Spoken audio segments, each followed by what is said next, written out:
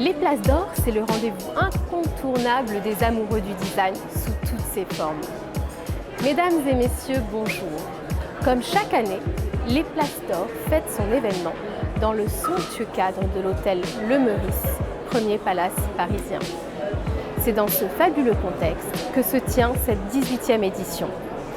Je vous invite donc à déguster le millésime 2022, non sans rendre hommage au président d'honneur de cette année, Constantin Sklavenitis, chef prestige du groupe Coty.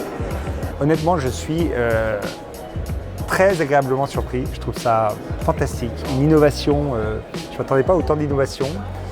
Beaucoup aussi de retour de production en France, ce qui fait très plaisir quand on a des marques françaises dans le portefeuille. Énormément d'innovation, de choses nouvelles, de choses qui donnent envie de créer des produits.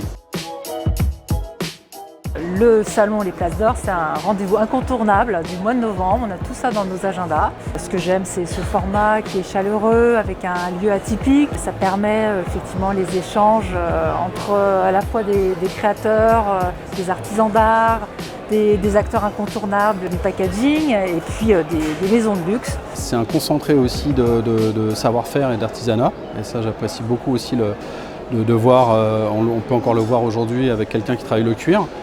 Il y a beaucoup de partenaires, fournisseurs qui travaillent beaucoup dans le luxe et qui ont le sens esthétique, le sens de la qualité.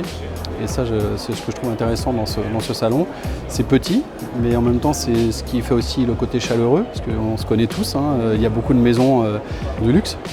Et on vient chercher tous à peu près la même chose, donc c'est ça qui est intéressant. J'ai ramené un coffret de notre plus grand cognac, Richard Hennessy, et on l'a travaillé avec nos collègues de chez Berluti, donc aussi une grande maison du groupe LVMH, tout en cuir, avec une belle carafe en cristal.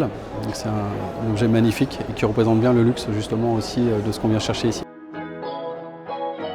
L'enjeu, c'est de trouver les bons partenaires qui vont prendre le pari de relever les défis avec nous, de prendre le pari de l'audace pour aller encore plus loin, pour imaginer le packaging de demain. J'ai trouvé que cette édition était pleine de vitalité, pleine d'énergie positive, ça fait du bien dans un contexte comme celui-là.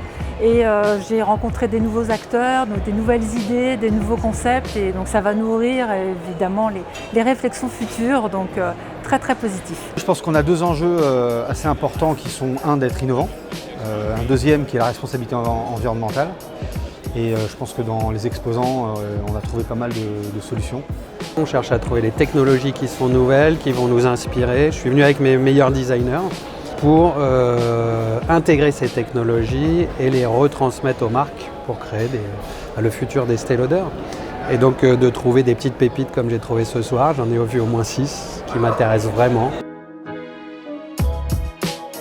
Le packaging est fondamental parce que c'est souvent le premier contact d'un consommateur avec le produit. On voit le packaging même avant de découvrir un produit beauté qui est à l'intérieur. Comment garder le luxe tout en gagnant en sustainability, c'est vraiment un élément qui était déjà avant important mais qui devient de plus en plus important. Et dans le luxe, on a besoin d'innovation et on a besoin de sustainabilité de la même façon. Et le salon était plein de ressources d'innovation dans ce domaine.